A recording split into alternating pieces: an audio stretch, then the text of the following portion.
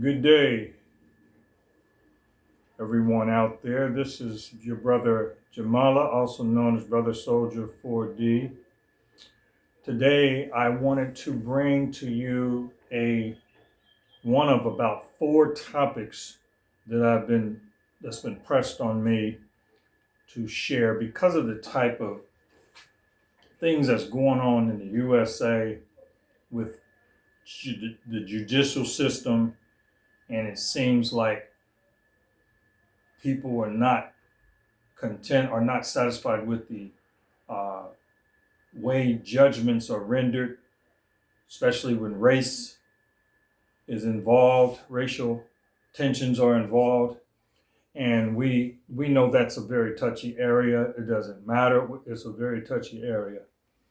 And I just wanted to address some of just an overview of what we can find in scriptures pertaining to justice and doing people right by the laws and by uh, moral codes.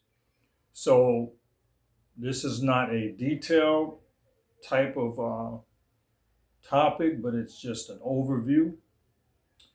And I'll just speak as as I'm led here. So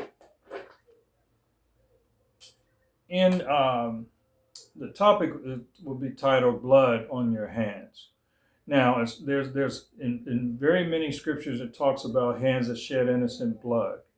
I'm not talking about that today. Today, I want to really touch on blood that will be required at a person's hands when they do not do what they're supposed to do. The sin of commission. They're not committed to do what they're supposed to do. When the authority is in their hands or the power is in their hands to do it. I'm speaking mainly to leadership, whether it's in the church, the government of a particular nation, or people who are in direct positions of power. It mainly is addressed toward them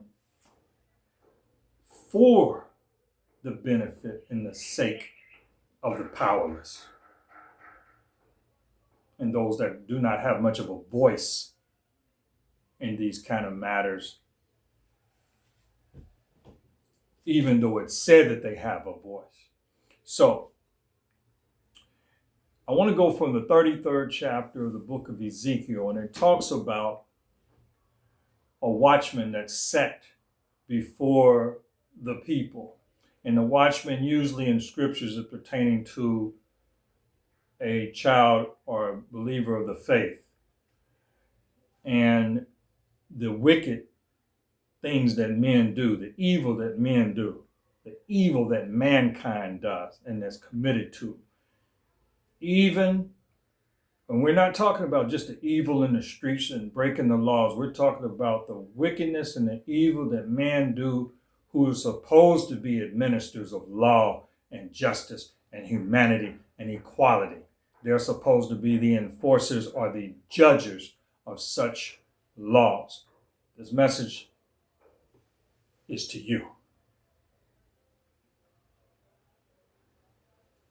So the 33rd chapter of the book of Ezekiel, some of you are familiar with it. It says, "A son of man, speak unto the children of thy people and say unto them, when I bring the sword upon the land, if the people of the land take a man of their coast and set him as for their watchman, if when he seeth the sword cometh on the land, he blow the trumpet and warn the people.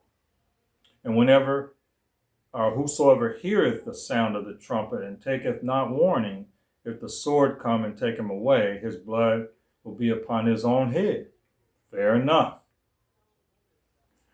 "He heard the sound of the trumpet and took not warning. His blood will be upon him. But he that taketh warning shall deliver his soul." Okay, that's fair enough. "But if the watchman see the sword come and blow not the trumpet, and the people are not warned, and the sword come and take away any person from among them, he is taken away in his iniquity, but his blood will I require at the watchman's hand. So there's an accountability for a man of the faith or a woman of the faith when you are given or invested a certain amount of authority to speak something. And I'm talking to parents too who have children. When it's in you to tell them the difference between right and wrong, what the role of a boy is and what the role of the girl is, what the role of the male, the role of the female, simple things like that. Customs and courtesies, things that you do and you do not do. Gender mixing, bending, perverting. You teach them the way that God and the way of divine order and allow them to make the choice of what they're going to do after that. You don't have to force it or you don't have to impose it. Now, if it's under your roof or your authority, they have to abide by your laws. But when they get out from under that, the law of their father and their mother, you'll have long days about your life if you honor it, but if you don't, you won't have long life. It's just the opposite of doing what you and not doing what you're supposed to be doing. So in this scripture, is all of that ties in. Give the people what they need and know they should be doing, and then it is up to them from that point forward to be responsible. Okay, so it says in verse 7, I started off in verse 2. So in verse 7, it says, So thou, O son of man, I have set thee as a watchman into the house of Israel. Therefore thou shalt hear the word at my mouth and warn them from me.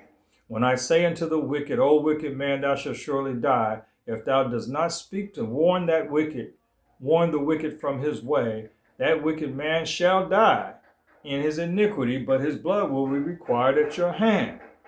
Nevertheless, verse 9, if thou warn the wicked in his way to turn from it, and he do not turn from it, his way, he shall die in his iniquity, but thou hast delivered thy soul. So you're off the hook once you teach your daughter, once you teach your son, and you people in the judicial systems are supposed to be judges, honorable judges. That's the title that they give a lot of you guys. Honorable. And you do not hold honorable judicial practices, the same judgments that are aforetime or from past, the same judgments that's applicable today. You will be taken in your iniquity, and you will perish when you hold the scales of so-called justice in your hands and you sway against a person because of the color of his skin, or you sway against a young man and you weigh him heavily, you throw away a promising child because of the racial makeup of some victim that he has victimized, that had fallen victim to him, and you say that, and I'm giving an example, you say that he practiced some kind of murder, but it was actually self-defense, or you say that he killed and you call it murder instead of manslaughter, you will be weighed in the balances, and you will also be weighed by the same measure that you put against people in under your authority will be applied back to you. So you can't escape it. You got to live with it, and you're going to take it to your grave. Whether you pay in this life or the afterlife, you don't have to believe in the afterlife. It is your obligation to be accountable to what you do in your watch, under your watch, during your time of authority, when there's a power vested in you to do what you're supposed to do and you fail to do it. Okay? Now, in the book of Isaiah, it says in chapter 1, verse 15, that God rejects the prayers of people who are guilty of injustice and violence. So your prayers are not heard either if you're one of those that profess to be a child of the faith. Your prayers are not heard. Your worship is in vain. You cannot go, no matter how many Hail Marys you do, how many times you go to the altar, it will not be heard because you have failed to do wrong. And this is not just to the men in the pulpit and the preachers. This is to the governing authorities, the people who say that they hold certain offices, police officers. If you set a man up and you lie and you want to be the judge, jury, and the executor, your sins will find you out, whether it's by vigilantism from some person that feels like justice is not served, or whether it's through judgment after you pass here out of this life, or whether it's karma, or whether it's reaping what you sow on this life through your interactions with people. It'll backfire on you. It doesn't pay. There are people like Joseph recorded in the Bible that had so many things happen to him, and a lot of it was unwarranted. They accused him of rape. They accused him of, they said that, well, he was sold into slavery because they said that he talked too big and bad. I guess, the brothers were jealous of him. He didn't get a good break, but this wasn't reaping anything because of what he had done wrong. He was basically being ostracized and spoken against and acted against because of envy, because of the wicked that men do. Some of the things we go through is because of the wickedness that men do, the evil that men are involved in. So I'm kind of going over some of this, and I'm trying to use some scriptures as reference, and I'm going to go to part 2 on this because there's some things I want to bring out so that we can close on this and go to the next topic. But I'm going to say this to people, and you may get offended by it, but it doesn't matter because it has to be said. If you're a sinner, you know what a sinner is.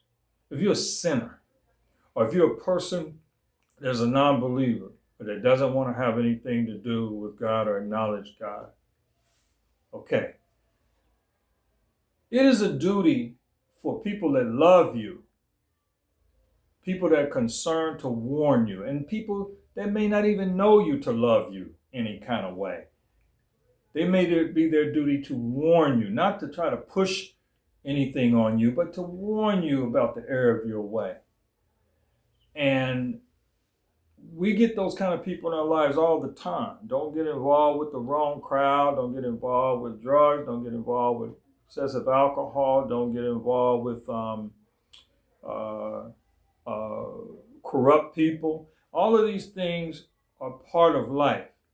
Honor the law of their father and their mother. The first law that hits you is that law of the father and mother. And after that, you get the laws of the land. You get the creed in the church. And you got all these different things that we have to do in order to be good people. But depends on how we, what we're going to do, how we're going to honor it. And so what we want is to be blameless. We do not want to have anybody's blood on our hands. But I'm going to say this, that people who consider themselves, we consider sinners, are people who do not want to believe. We're obligated to share with you things that are wrong. It's up to you to do what you're going to do with it, but we're going to tell you that it's wrong. If we say that homosexuality is wrong, it's wrong. If we say that adultery is wrong, it's wrong. Fornication is wrong, it's wrong. These are all, but if racism is wrong, it's wrong. If having a false balance and doing people wrong within the judicial system is wrong, it's wrong. So it has to be dealt with. In the second part, if I'm led, I'm going to share a story and that pertains to this type of topic here. But as far as I'm concerned, there are things that have to be said and have to be shared amongst people, that whether we love them or not, or whatever the case is, just because it's the humane thing to do, to warn them in the error of their way. So I'm going to close here, and I'm going to pick up in part 2, and we'll get into more meat of this. Hotep.